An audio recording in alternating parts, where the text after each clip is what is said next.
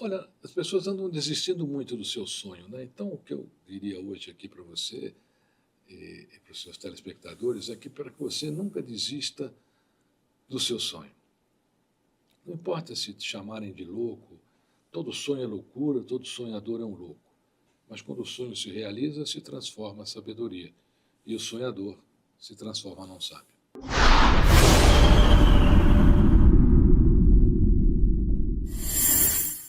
Opa! Marcelinho Ferraz chegando aqui para mais um podcast com uma pessoa incrível. Eu vou ler aqui para vocês, eu acho que ele passou mais tempo em banco de escola do que qualquer outra coisa. Vamos lá. O meu convidado é formado em Direito e fez pós-graduação em Administração, MBA em Marketing, mestrado em Psicologia Organizacional, além de cursos de extensão pelas Universidades de Richmond, não sei nem falar isso, depois ele fala, e na Califórnia, Estados Unidos. Doutor honoris causa pelo Conselho Ibero-Americano em ONU à la Qualidade Educativa. Nossa, ele vai falar tudo isso aqui. É conferencista e realizador de cursos e seminários destinados ao desenvolvimento de pessoas e empresas. O autor de 12 livros publicados no Brasil, e sua obra já foi traduzida para a Itália, Alemanha, Rússia, entre outros países. Colabora com artigos em diversos sites, jornais, revistas, televisão, em todo o território nacional. O meu convidado é César Romão, escritor deste livro que ele me autografou há mais de 10 anos. César, seja bem-vindo, muito obrigado por você estar aqui.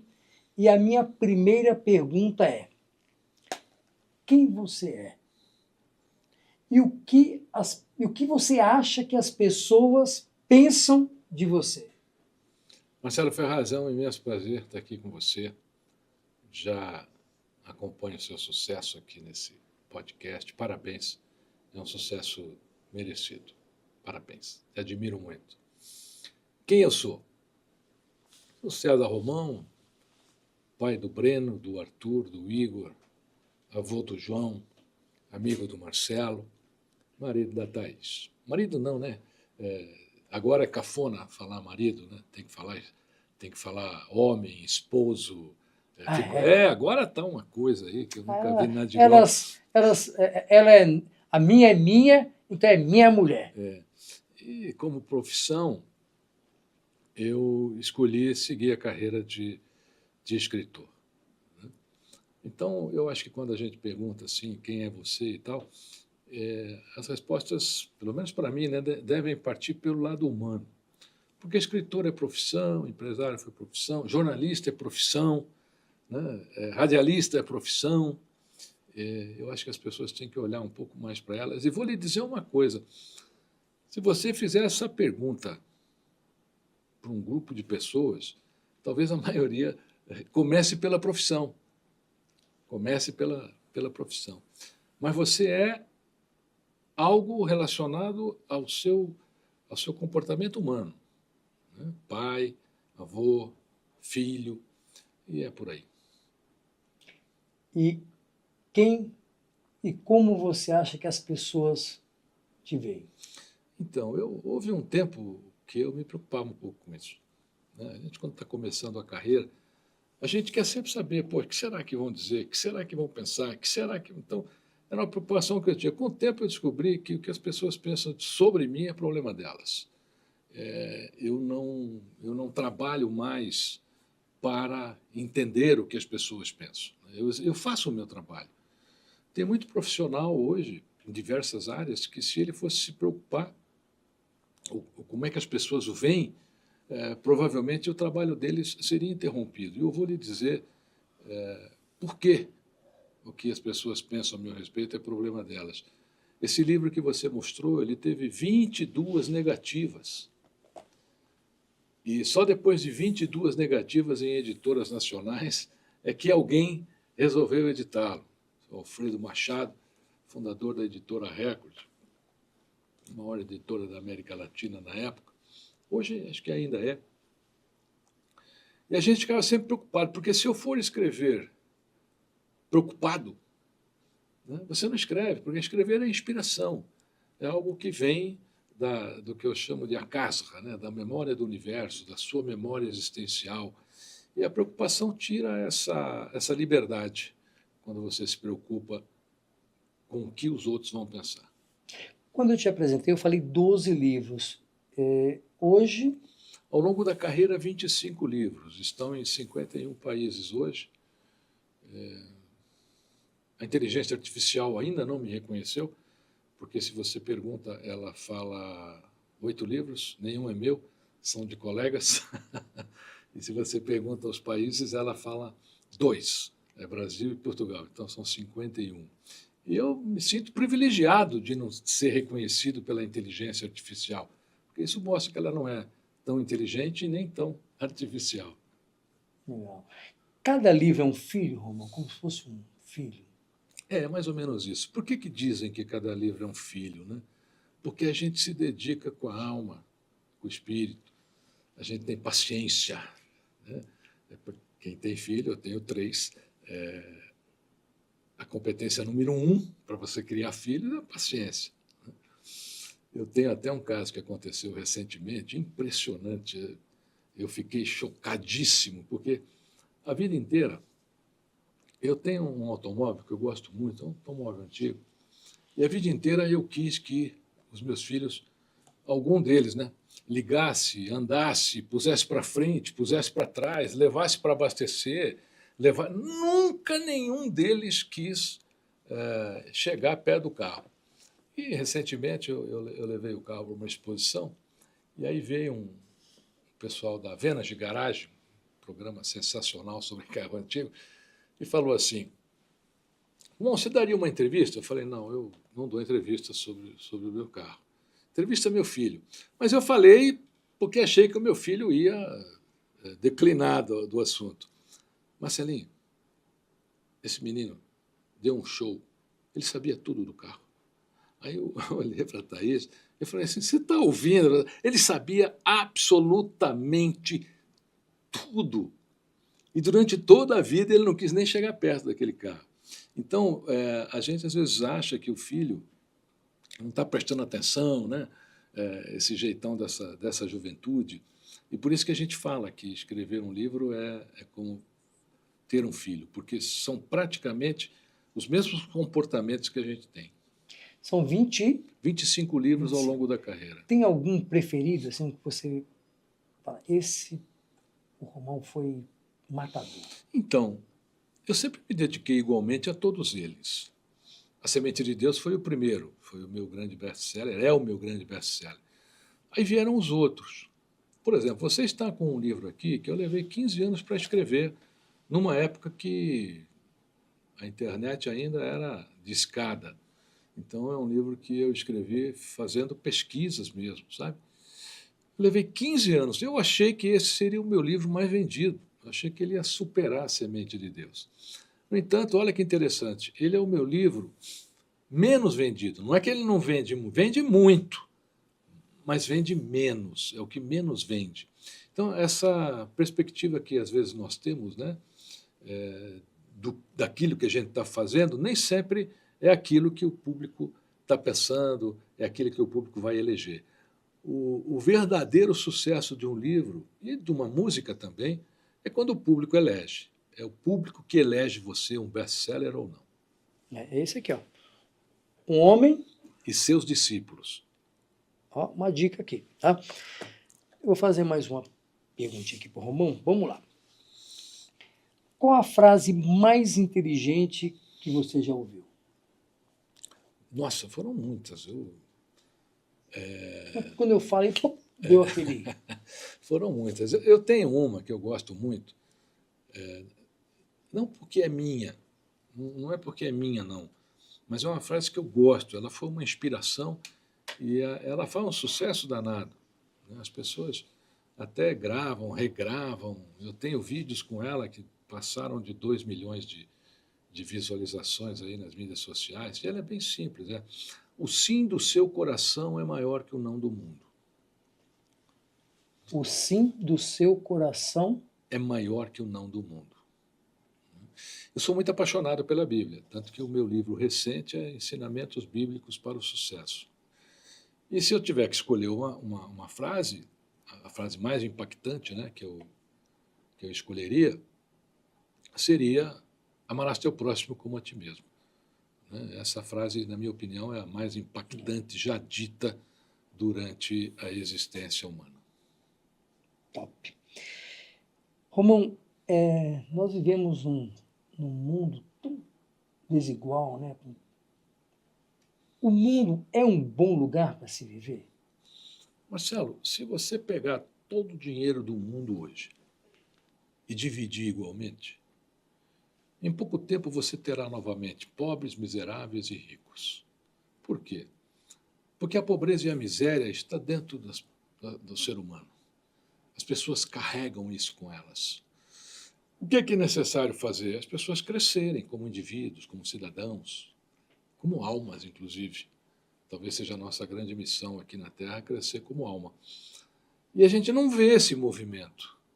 Então, como esse movimento não existe ou acontece de uma maneira muito pequena, as coisas ficam iguais. Mudam para ficar iguais, né? O calendário muda, mas a vida das pessoas continua igual. Se você quiser igualar o mundo, você tem que começar por você. Nós temos que ser a mudança que nós queremos no mundo. Então, você vive dizendo que as pessoas não respeitam uma vaga de deficiente. Aí um dia você está com pressa. Rapidinho, para rapidinho. Um minutinho, né? E você para na vaga de deficiente. Nós temos que nos vigiarmos muito em relação a isso. O mundo irá mudar se você mudar. Se você fizer o seu papel dentro do seu espaço de vida. Sempre que eu me pego assim com os grilos, tal, eu ligo para o Romão e falo, Romão, qual é a palavra de hoje? E aí ele me dá uma palavra e a gente fala um pouquinho sobre isso. Qual é a palavra de hoje? Olha, as pessoas andam desistindo muito do seu sonho, né? Então, o que eu diria hoje aqui para você e para os seus telespectadores é que para que você nunca desista do seu sonho. Não importa se te chamarem de louco, todo sonho é loucura, todo sonhador é um louco. Mas quando o sonho se realiza, se transforma em sabedoria. E o sonhador se transforma num sábio. Falando um pouquinho mais dos livros, Romão, de onde vem esse dom? É um dom? Como é que você qualifica a escrever, criar, desenvolver uma linha de raciocínio que eu, o Filipinho, o Paulinho, lê e fala, caramba, que legal. De onde vem isso? Como é que é isso? Marcelo, eu tenho duas vertentes como escritor. Né? A primeira é a vertente inspiracional. Então, eu tenho vários livros que foram inspirados. A Semente de Deus foi um livro inspirado. Um dia eu tinha uma história na cabeça, sentei e escrevi A Semente de Deus em uma semana. Eu tenho livros de pesquisa, quer dizer, inspiração e pesquisa. O Homem e Seus Discípulos é um livro de pesquisa. O mais recente, Ensinamentos Bíblicos para o Sucesso, é um livro de pesquisa. Eu gosto muito da Bíblia, a vida inteira fui muito conectado à Bíblia e eu resolvi pegar 60 ensinamentos bíblicos relacionados ao sucesso, escrever de uma maneira contemporânea. O que é isso? Para que as pessoas entendessem.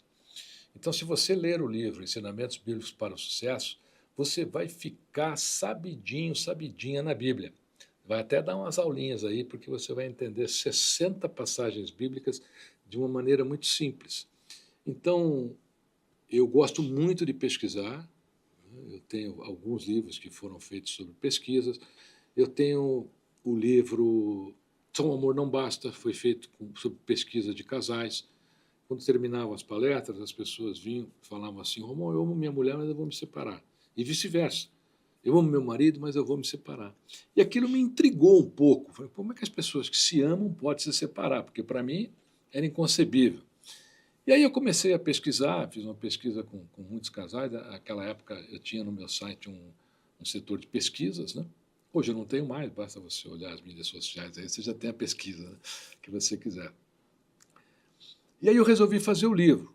Só o amor não basta, porque só o amor não bastava para aquelas pessoas. E o livro, ele fala, o título já é esse mesmo, Só o Amor Não Basta. E o livro fala sobre as competências que você tem que desenvolver para amar. Que o relacionamento não se resume só naquele sentimento de amor e de paixão. Ao longo da união, você tem que desenvolver competências. Entender como o homem funciona, entender como a mulher funciona. E esse livro me deu muita alegria até hoje, inclusive não faz muito tempo, eu estava autografando um casalzinho, um garotinho, dois irmãos, acho que eles deviam ter uns 12 anos, mais ou menos, 12, 14.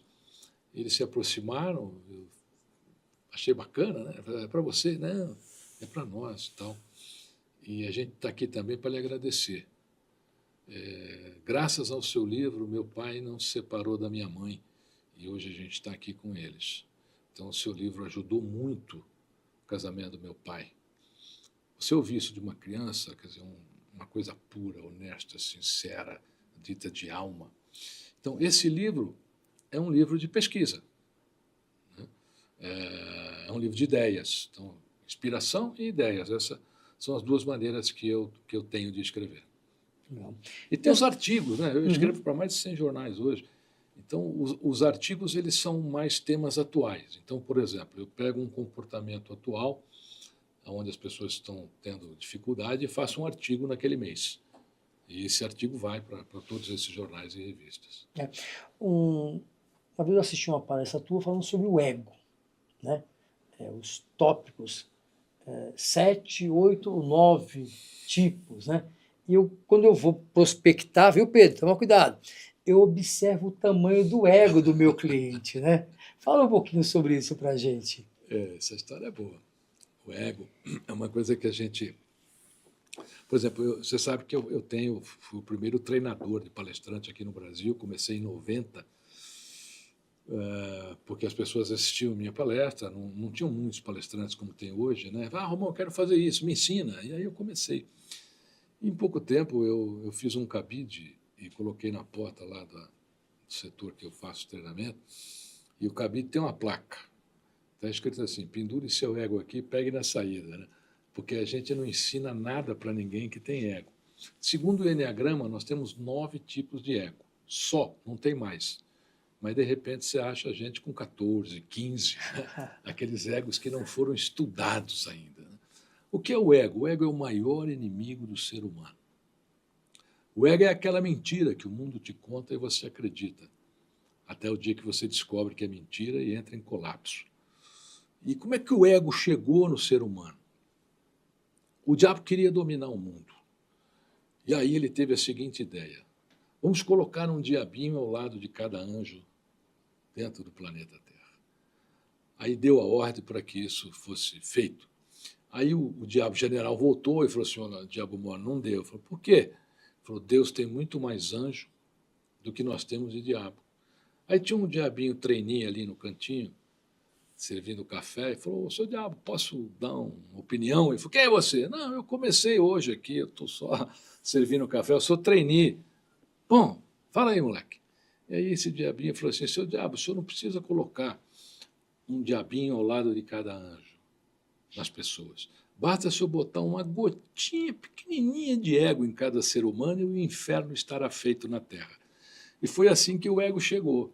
Porque se você analisar todos os grandes conflitos, todos eles, sem exceção, desde as guerras, que para mim são a maior vergonha da raça humana, a guerra manchou a nossa condição de humanidade, ainda vem manchando, né? Até relações em empresas, tudo, você vai ver que o ego prevalece. Se você vê lá uma guerra, você vai ver que ela começou pelo ego de alguns governantes.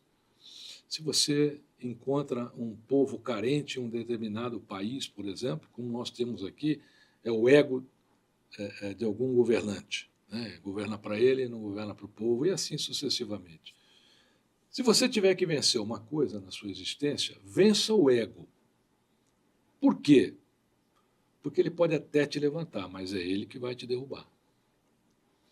Ele vai fazer com que você perca todas as suas expectativas de existência. Como é que a gente perde o ego? Facinho. Anota aí, tá? Se não anotar, fica voltando aí o botãozinho do rififi aí, né? Lembra, Marcelo? Fica voltando aí até você guardar. Toda a nossa existência, toda ela, é regida por 5 forças. Eu a chamo de forças existenciais. As nossas forças existenciais precisam estar em convergência e equilíbrio. Se essas 5 forças não estiverem em convergência e equilíbrio, você será vítima do ego. Quais são elas? Primeiro, crença. Segundo, família. Terceiro, trabalho. Quarto, amigos. Quinto, saúde. Não necessariamente na ordem primeiro, segundo, terceiro e quarto. Você pode misturar, tá bom? Você vai escrever essas 5 forças existenciais num papelzinho e todo dia de manhã, antes de sair de casa, você vai olhar para essas 5 forças existenciais e vai se perguntar: elas estão em equilíbrio? Elas estão em convergência? Por quê? Porque se uma delas falhar, você está perdido. Se uma falhar, você perde as outras. Um exemplo simples. Você no trabalho conseguiu tudo aquilo que você queria, tornou-se o CEO número 1 do seu país, né? Um CEO internacional. Aí você vai fazer uma visita ao seu médico, no seu check-up. E o médico olha para você e fala assim: olha, eu lamento, mas o senhor tem 2 meses de vida. Quer dizer, ele falhou aonde? Em qual força existencial? Na saúde. Ele falhou na saúde. Quando ele falha na saúde, ele vai destruir o resto. Às vezes você chegou onde você queria, mas aí você tem um filho drogado. Falhou aonde? Na família. Por quê? Porque ele alugou o tempo do filho ou da família para se dedicar ao trabalho. Então nós fazemos, muita gente faz isso, quer dizer, aluga aquele tempo da família para se dedicar a outras coisas. Aí um dia a família vai lá e cobra. Para mim, esse é o grande segredo da existência hoje. E todo dia eu olho. Romão, e se não tiver? Corrige, pô, você tem tempo. Hoje eu não me dediquei à minha família, então vai lá amanhã e veja o que você vai fazer. Olha, esse mês eu não fui ao médico. Vá ao médico. Esse mês eu não conversei com um amigo nenhum. Converse. Veja que somos nós que vamos manter em equilíbrio e convergência essas 5 forças existenciais. Eu participei de uma palestra que o Romão estava dando em 1995 ou 96, no Paulistano. E eu estava muito bem. Tinha uma empresa com 48 funcionários. Quer dizer, eu achava que estava muito bem. E aí eu comecei a descontar título com a agiota. Comecei a fazer uns rolos danados, cheque. O Romão falava do urso e do caldeirão quente. É uma história que depois eu posso contar com mais detalhe. Larga o caldeirão, larga o caldeirão. E naquele dia eu saí daquela palestra lá no Paulistano. Na segunda-feira eu fui para a minha empresa. E aí, dos 48 colaboradores, na época a gente chamava de empregados, né? Hoje é colaborador. Né? Só ficaram 12.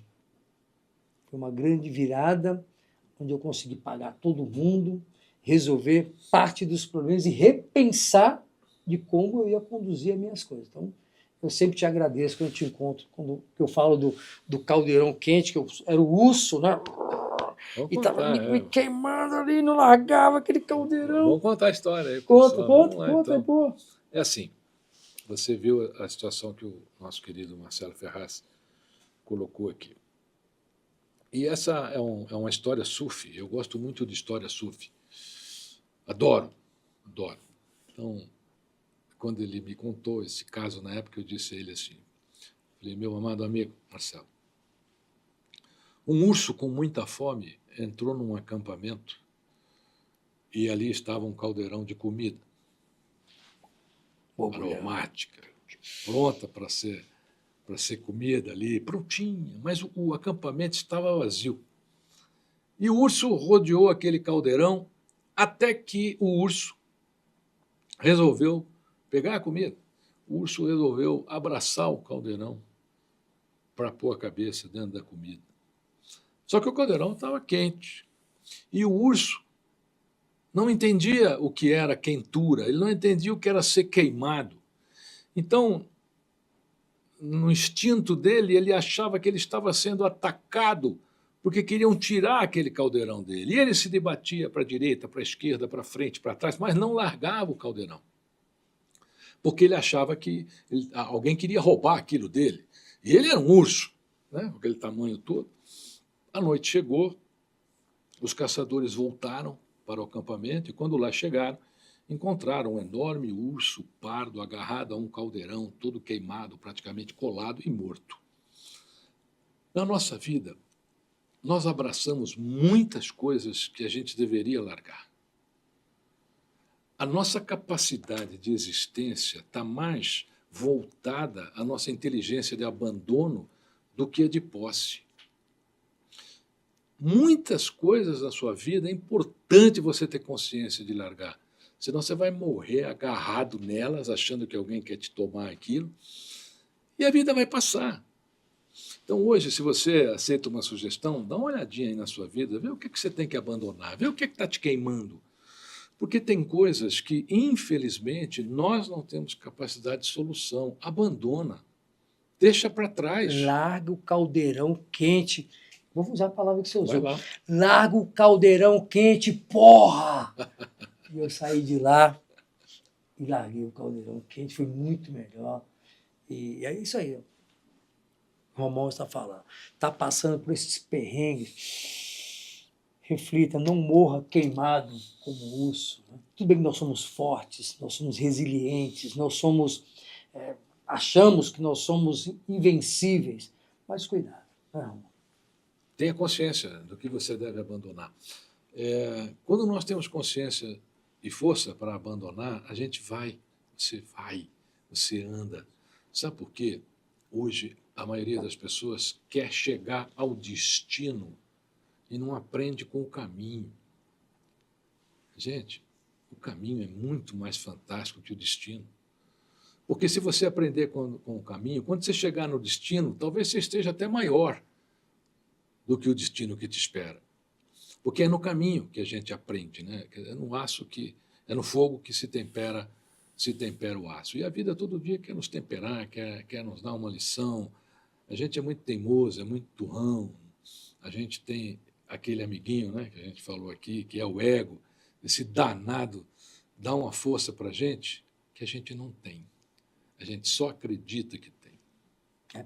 É muito comum, né, Romão, você encontrar pessoas, Romão, 26 livros, um homem de um grau de intelectualidade acima da média, porque você estudou, porque você se dedicou, né?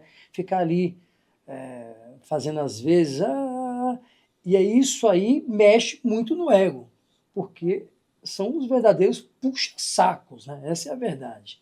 E aí é onde tem que tomar cuidado entre a razão e a emoção. Porque a razão e a emoção, fora de equilíbrio, gera o ego aflorado, né? Então, como é que você convive com isso? Como é que você passa por essas? Eu confesso a você que, no passado, eu faço a meia-culpa, eu tive ego. Eu tive. Porque, imagina só, você entra num lugar, tem 40 mil pessoas lá para te ouvir. Né? E aí tem lá 2.000 com livros. Pô, eu sou o cara, né? Eu sou o cara. Mas acontece que a vida vai nos colocando determinados conhecimentos, determinados exemplos, que você vai vendo que você não é tão o cara assim.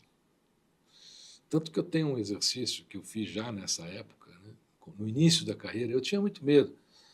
E quando eu saía do palco, eu me analisava. Cara, não posso ser assim, não posso achar que essa gente toda veio aqui por minha causa. E não veio mesmo. Eles vieram por um contexto de um evento. Alguém programou o evento, alguém... Eu sou uma peça disso, eu não posso achar que eles estão aqui por minha causa. Né? Então, já naquela época, eu fiz um exercício que eu faço todo dia de manhã antes de sair de casa. eu me olho no espelho, né, e falo assim, César Romão, menos, você não é o que você pensa. E, na realidade, nós não somos o que pensamos ser. Entre o que somos e o que pensamos, existe um gap, existe um espaço enorme. E é melhor você ser o que você é do que o que você pensa. Muito bom. Eu vivi um pouquinho dessa história do ego quando eu fui boxeador, na década de 80. Eu fui bicampeão brasileiro. Fui fazer uma luta com um amigão meu, que é o Bacarolo, até hoje. Né? Eu subi com um salto desta altura. Assim, porque o Bacarolo era de uma academia teoricamente inferior ao BCN, que era o Banco de Crédito Nacional. Tomei uma paulada do Bacarolo, que eu só fui acordar no final do terceiro round. Verdade, fiquei grogue o tempo inteiro. Bicampeão brasileiro, como é que pode? Até hoje, aí deram empate. Deram empate, me deram uma focinha ali, deram empate. Até hoje nós nos encontramos, ele fala, quebrei sua cara, roubaram, né? Quero revanche. Não, agora não dá mais. Né? Mas assim, o salto era dessa altura, realmente, depois quando eu parei para refletir, falei, cara, o que eu fiz? Não treinei direito, não fiz as coisas. Foi um fiasco. E o Pacaembu estava lotado, que era uma seletiva de uma luta do Chiquinho de Jesus que ia disputar o título mundial. Né? Então, foi assim, e a televisão mostrou. Puta, foi uma cobrança gigantesca, né? Mas mesmo assim eu não aprendi, não. Às vezes eu me pego pensando que eu sou mais do que realmente eu sou. Assim. É o ego falando, ele ainda está por aí. Tá por aqui. Você sabe que o exercício da É isso que humildade... eu ia exatamente o que você falou, eu queria respirar ele um pouquinho. Humildade é uma palavra que vem do grego. Humildade em grego é humus, que significa fertiliza o espaço que está. Ser humilde é exatamente isso. Ser humilde é ser humus, é você fertilizar o espaço que você ocupa. E só existe uma maneira de fertilizar o espaço que a gente ocupa, é tendo bons olhos, é praticando o bem.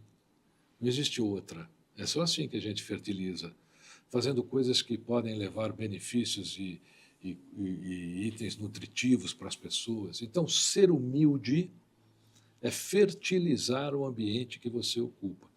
Quando o ego chega, aí você tem que pensar no humus. Você fala, opa, eu não estou fertilizando o espaço que eu ocupo, eu estou fertilizando a minha mente. Eu estou achando isso. Isso é uma autoimagem. Tem uma coisa muito engraçada. Nós tivemos uma fase aqui no Brasil que alguns especialistas americanos vinham, inclusive eu auxiliei na vinda de um deles na época, muito famoso, hoje ele está com muita idade, e as pessoas faziam regressão. Lembra disso? Eu fiz. Então fazia hipnose, fazia regressão, e eu ficava assistindo, porque para mim era uma pesquisa, eu queria aprender mais sobre o tema. Né? E aí na regressão era uma coisa muito interessante. Olha só. Gente, não tinha ninguém humilde, não. Um era rei, um foi rei, outro foi princesa, outro foi Cleópatra, o outro foi o maior empresário do mundo, o outro foi Gengis Khan. Não tinha ninguém comum, não tinha ninguém que disse assim, eu amassava palha com barro no Egito para fazer tijolo. Não, ele era o faraó. E aí eu discutia com esse especialista, e olha que interessante. Ele falou, sabe, Romão, para essas pessoas é uma verdade interna. Eu não consigo chegar na regressão de alma dela porque ela tem uma constituição tão forte no consciente que a gente não consegue atravessar. Porque o nosso inconsciente não adormece. Olha que interessante. E não envelhece. O nosso inconsciente não fica velho. O nosso consciente, sim. Tanto que tem pessoas que têm Alzheimer, por exemplo, o que acontece? Elas lembram das coisas do passado, que ainda estavam no inconsciente.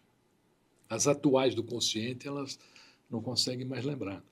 Então, olha a barreira que as pessoas têm com relação ao seu alter ego. Quer dizer, ninguém, olha, até hoje, hein? Eu assisti muita regressão, Mas não teve ninguém que foi uma pessoa comum. Todo mundo foi famoso. Teve uma que era até Edith Piaf, sabe? Nossa. Então, esse autoconceito, né, ele vai além da imaginação. É uma coisa que a gente precisa trabalhar. Quer dizer, será? Né? Pô, você acredita mesmo que você foi faraó? Você acha que você... Não, eu fui. E aí a pessoa ainda contava histórias sobre aquilo, mas tudo criada pelo alter ego. Eu hoje aqui eu fiz 2 confidências de fracassos, né? E da minha empresa, com 48 colaboradores, eu contei da minha. Vou contar uma terceira aqui, Romualdo, para você servir como para ilustrar. Nessas fases boas, eu estava com uma BMW top, top. Comprei lá na Austin, né? E o meu sobrinho chegou com um carrinho super humilde e tal. E aí, num papo lá de família, eu mandei na canela. Até hoje eu me arrependo de ter dito isso. Falei, cara, o farol do meu carro vale o dobro do seu carro. Num papo bobo de família, sabe, bobagem assim. Falei. Até hoje ele não esqueceu, Romão. Até hoje ele lembra disso. E eu me arrependo de ter dito. Por que a gente tem que tomar cuidado? Por que a gente fala essas bobagens? É o ego em ação. Quer dizer, nós temos como objetivo tentar ser melhor que o outro. No mundo corporativo, se você me perguntar o que estraga o mundo corporativo, é o pódio. O pódio estraga o mundo corporativo, o pódio estraga o mundo do esporte. Primeiro, eu acho que o pódio devia ser no mesmo patamar. Não tem que ter 3 patamares. É um patamar. Quem tem mais ponto, quem tem menos ponto, e acabou. A gente tem que tirar o pódio da vida, porque existe uma necessidade intrínseca do ser humano de mostrar que ele é melhor. A pessoa precisa mostrar que ele é melhor, que o que ele tem é melhor. Por quê? Porque quando você denigre o outro, você se sente bem. Está aí o sucesso das pegadinhas, né, na televisão. Você vê o outro se dar mal, você fala, tá vendo, ele se deu mal. Eu não, eu estou aqui assistindo, né? Ninguém me pegou ainda. Essa necessidade intrínseca das pessoas de se mostrarem melhor, isso é o ego também. Mas é um caminho longo essa vitória sobre o ego, mas ela tem que começar um dia.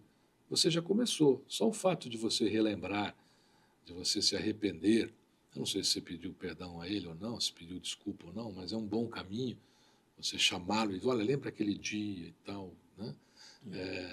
Se você fizer isso, você vai estar exercitando o humus, você vai estar exercitando a humildade, e não há ego que resista à humildade. Não há ego que resista à humildade. É como a escuridão e a luz. A escuridão está aí, mas se a luz chegar, acabou. Ó, se você estiver assistindo, desculpa, viu? Não vou falar o nome dele aqui, não. Romão, a gente fala muito do passado, né? E eu fiz um acordo com meu filho, Marcelinho, que eu amo demais, e eu fui fazer uma sessão com uma psicóloga, né? E ela me cobrou e falou, Marcelinho, pai, que eu fui isso, eu fiz aquilo, que eu fui campeão, não. Pensa no futuro, cara. Pensa no futuro, começa a fazer coisas diferentes. E aí, onde eu comecei toda essa história junto com a marca Black Skull, que abraçou o presidente Marcelo Bella, eu estou procurando fazer coisas novas, né? O futuro, Brasil, futuro, ser humano, como é que você vê tudo isso? Bem, o futuro não é mais passível de previsão, ele depende do processo aplicado em sua construção. Ou você constrói o seu futuro, ou você vai viver com o futuro disponível nas prateleiras do mundo. E certamente o futuro que está nas prateleiras do mundo não serve para você. O futuro que serve para você é aquele que você irá construir. O que nós temos que pensar? Primeiro, Marcelo, o passado já passou, você não tem como consertar isso. Não tem como você voltar. Não tem como você refazer aquilo que já foi feito, já está escrito. Ficou para a história. Agora, nós temos a chance de remodelar com o futuro, com o novo dia, com a chance que a gente teve hoje de acordar, estar aqui juntos. Então, eu penso que nós devemos pensar no futuro e por que, que a gente tem que pensar no futuro. Isso é importante você saber. Por que, que você tem que pensar no futuro? Porque é lá que você vai viver. Você não vai viver no seu passado, você vai viver no seu futuro. Daqui 10 minutos a gente já vai estar vivendo no futuro, daqui meia hora no futuro. Então, por que, que eu tenho que pensar no futuro? Porque é lá que você vai estar. Então, já programe o lugar onde você vai estar.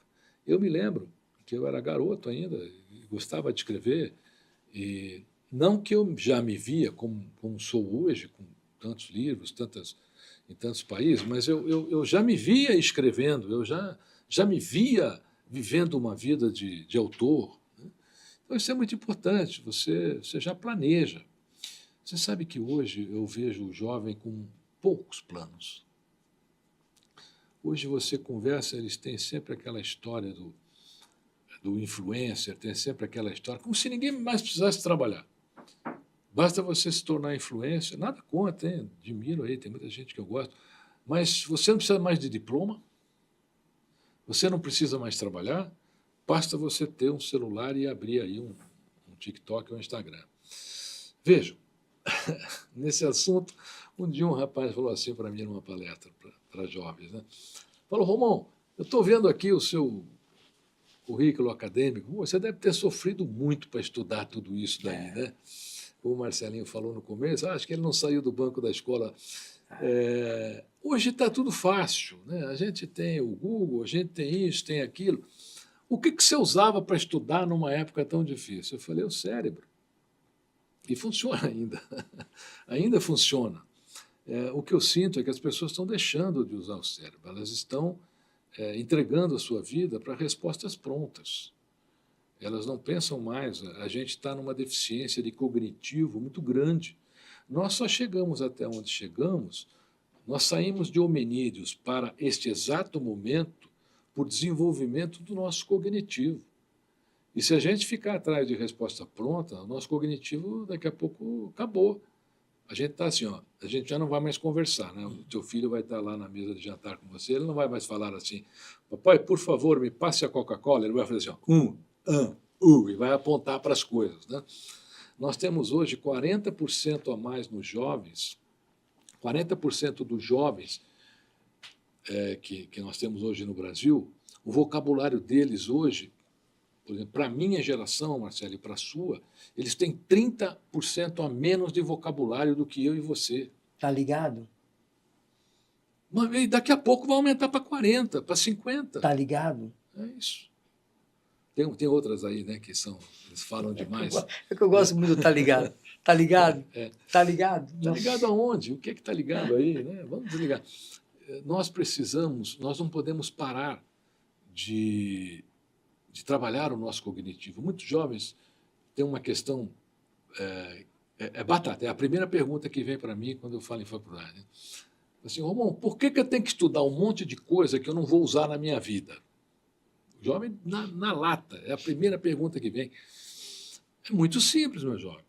Porque essas coisas que você vai estudar, elas vão desenvolver o seu cognitivo para você ser portador de uma inteligência para você realizar o que você quer.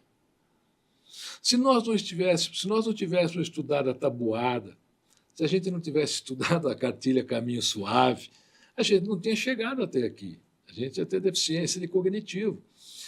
O que as pessoas não entendem é que não é a questão de você usar aquilo ou não. É a questão de que o seu cognitivo, as suas sinapses, o seu córtex, ele funciona. Nós temos 6 watts de energia dentro do cérebro. Se eu catar uma lâmpada sua aqui, fosse possível rosquear aqui na minha orelha, uma lâmpada de 6 watts, ela acenderia. Agora, é como você tirar da tomada. Se você não continua aprendendo e desenvolvendo, é como tirar você de uma tomada. Você desligou o seu cérebro. Aí as pessoas vão ficando xoxas.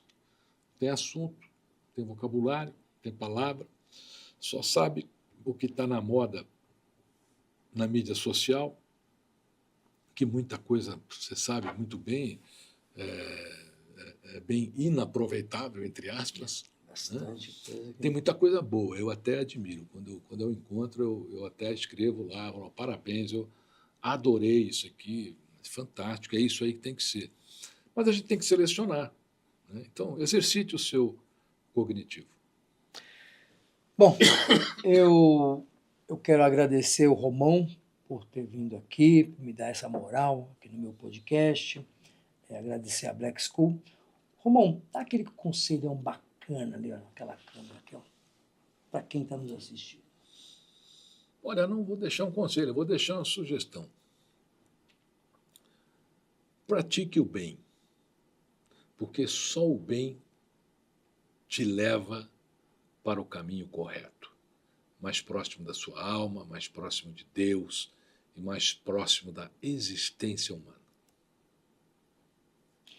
Muito bom. Romão, como nós te encontramos? Como o público que está nos assistindo te Marcelo, eu sou moderno. Eu tenho todas as mídias sociais. O pessoal prefere Instagram, é Romão César, entra lá.